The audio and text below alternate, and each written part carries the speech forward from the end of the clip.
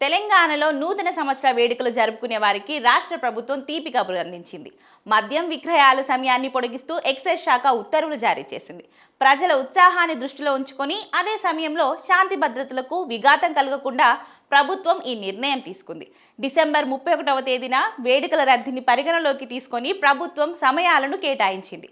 సాధారణంగా రాత్రి 10 గంటలకే మూతపడే వైన్ షాపులకు డిసెంబర్ 31న రాత్రి 12 గంటల వరకు విక్రయాలు జరుపుకునేందుకు అనుమతి ఇచ్చారు.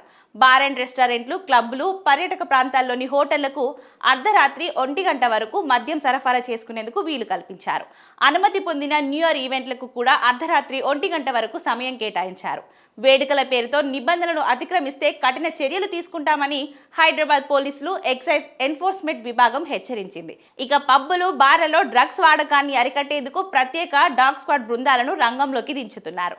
నిమిషాల్లోనే ఫలితాలు ఇచ్చే అత్యాధునిక డ్రగ్ టెస్టింగ్ కిట్లను కూడా పోలీసులు సిద్ధం చేశారు. నగరంలోని ప్రధాన కూడలలో డిసెంబర్ 31 రాత్రి భారీగా తనిఖీలు ఉంటాయి. మద్యం సేవించి వాహనాలు నడిపితే వాహనాలను సీజ్ చేయడంతో పాటు భారీ జరిమానాలు విధిస్తారు. ఇక వాహనదారులు ముందుగానే డ్రైవర్లను ఏర్పాటు చేసుకోవాలని వారు సూచిస్తున్నారు. నూతన సంవత్సర వేడుకలు ప్రశాంతంగా సాగేందుకు ప్రభుత్వం కొన్ని కీలక మార్గదర్శకాలు జారీ చేసింది. కేవలం మద్యం విక్రయాలే కాకుండా ఈవెంట్ల నిర్వహణలో ధ్వని కాలుష్యంపై కూడా ఆంక్షలు విధించింది. ఈవెంట్లలో వినియోగించే సౌండ్ సిస్టమ్ నిర్ణీత డెసిబెల్ పరిమితులకు లోబడి ఉండాలి. అర్ధరాత్రి 1 గంట తర్వాత ఎట్టి పరిస్థితుల్లోనూ భారీ శబ్దాలతో సంగీతాన్ని ప్లే చేయకూడదు.